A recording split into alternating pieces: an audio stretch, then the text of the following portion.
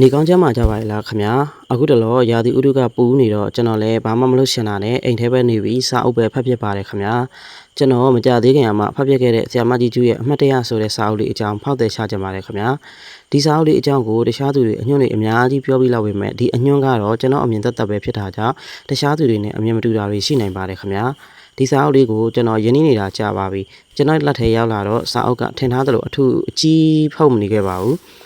းတေးသေးချစ်လေးမျိုးစာဖတ်နေတဲ့ကျွန်တော်အတွက်စာဖတ်ရတာသွက်စီပါတယ်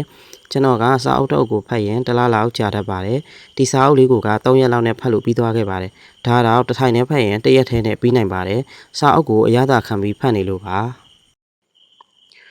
ဟုတ်ကဲ့ပါဒီစာအုပ်နဲ့ပတ်သက်လို့ကျွန်တော်အမြင်ကိုအကောင့်ဘက်ကပြောရရင်စွစွထွေးရဲ့အရှိကိုတင်ပြသွားတဲ့ပုံစံကိုသဘောကျပါတယ်ကျွန်တော်မကြိုက်တဲ့အချက်ပြောရရင်တော့ဇလန်ကအရန်ရိုးရှင်းနေပြီးတော့အချစ်ဝတ္ထုကောင်းတအုပ်ပါလို့ကျွန်တော်အနေနဲ့မပြောချင်ပါဘူးရုပ်ရှင်ရိုက်မယ်ဆိုရင်တောင်မောင်ဆိုတဲ့အကောင့်နဲ့စွစွထွေးဆိုတဲ့အမျိုးသမီးလေးကိုပဲဥတီပြီးပြပြရှိပါတယ်တခြားဇက်ကိုပိုကြွစေမဲ့ဇက်ကောင်တွေနေရာအပြင်အစင်တွေဇက်အိမ်တွေမတွေ့ရပါဘူးဆရာမအနေနဲ့ကလည်းသူသာရှိနေသေးတဲ့အမှတ်တရစာအုပ်ကရုပ်ရှင်ဖြစ်လာမှာမဟုတ်ပါဘူးလို့အခိုင်အမာပြောထားပါသေးတယ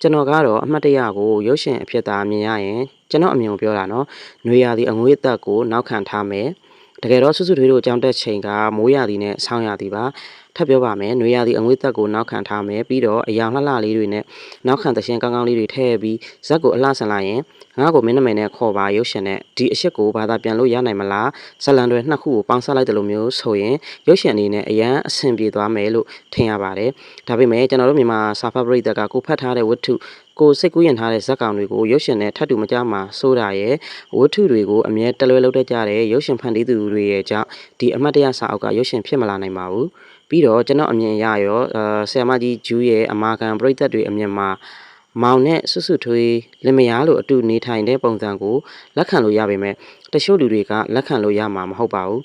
မောင်နဲ့စွစွထွေးကဘလို့ပဲရိုးရိုးသားသားနေပြီးစောင့်ထိန်သည်ဖြစ်ပါသည်ယောက်ျားနဲ့မိန်းမကြားမှာဒီလောက်ထိနီးကပ်နေပြီးဆိုကြတဲ့ကအနေနဲ့အများကတော့ခရီးသွားကြမှာပါပဲတိုးတက်ခင်မိလာတဲ့ဒီဘက်ခင်မှာလည်းအတူနေထိုင်တဲ့ပုံစံက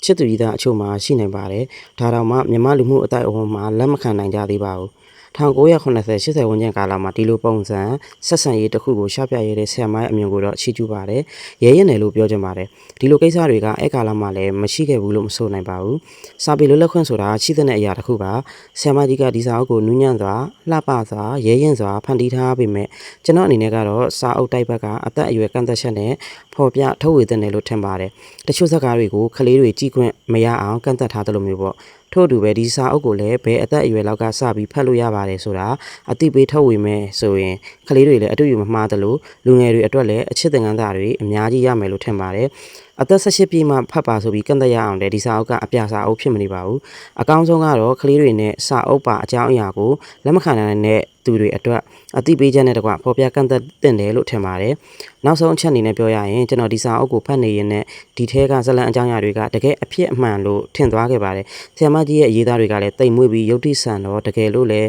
ထင်ကျင်တရားပဲမဟုတ်ပါလားခင်ဗျာအဲ့ဒါနဲ့ကျွန်တော်လည်းစာအုပ်နဲ့ပတ်သက်တဲ့မေးမြန်းစူးစမ်းတွေရှာကြည့်တော့မှစွစွထွေးကစိတ်ကူးရင်ဇက်ကောင်မှန်းသိရတာပါဒီဝတ္ထုအုပ်အော်တောင်းတင်းဖြစ်နေရဆိုတဲ့အချိန်မှာဒါဆရာမရဲ့ဘဝအမှန်ဆိုပြီးတော့တချို့ကြောင့်လည်းဝေဖန်တိုက်ခိုက်ကြတဲ့အပိုင်းတွေရှိပါတယ်အဲ့ဒီပုံမှာဒါဆရာမတော်တော်လေးရင်ဆိုင်ခဲ့ရမှာပါဟိုဂုံသိက္ခာပိုင်းဆိုင်ရာအထိပါဖြစ်လာတယ်ဆိုတဲ့ခါကျတော့အဲ့ဒီအပိုင်းကိုရောပထမတော့နည်းနည်းတုံ့လှုပ်တာပေါ့နော်ဒါပေမဲ့ပြန်ပြီးတကယ်စဉ်းစားကြည့်လိုက်တဲ့အခါကျတော့ဒီဝတ္ထုရဲ့စွစွထွေးကကိုမမဟုတ်ပဲနော်အဲ့တော့တကယ်ချင်းတွေကတော့သိတယ်တကယ်ချင်းဆိုကျမနဲ့အလွန်ရင်းနှီးပေါင်းခဲ့တဲ့ဒီထဲထဲမှာလည်းကျမနာမည်တွေထည့်ပေးထားတဲ့ဝင်းမြင့်ထွန်းတို့ခင်ဆန်းဝင်းတို့လှစွန်းညွန့်တို့မတ်ထေးဝင်းတို့ကကျမဒီကျောင်းမှာနေတော့ကချစ်သူကြီးစားမရှိခဲ့ဘူးဆိုတာသူတို့သိတာပေါ့ဟုတ်ကဲ့ပါအမှတ်တရစာအုပ်နဲ့ပတ်သက်လို့ကျွန်တော်အမြင်ကတော့ဒီလောက်ပါပဲခင်ဗျာကျွန်တော်တို့ဘဝမှာလည်းအမှတ်တရရှိနေမဲ့တစုံတစ်ယောက်တော့ရှိကြမှာပါအမှတ်တရတိုင်းကို လှပစေခဲ့တဲ့ဘသူကိုမဆိုစိတ်ရင်းနဲ့ကျေးဇူးတင်ပါတယ်လို့ဒီဗီဒီယိုလေးနဲ့အမှတ်တရလက်ဆောင်ပေးလိုက်ပေးရသည်ခင်ဗျာ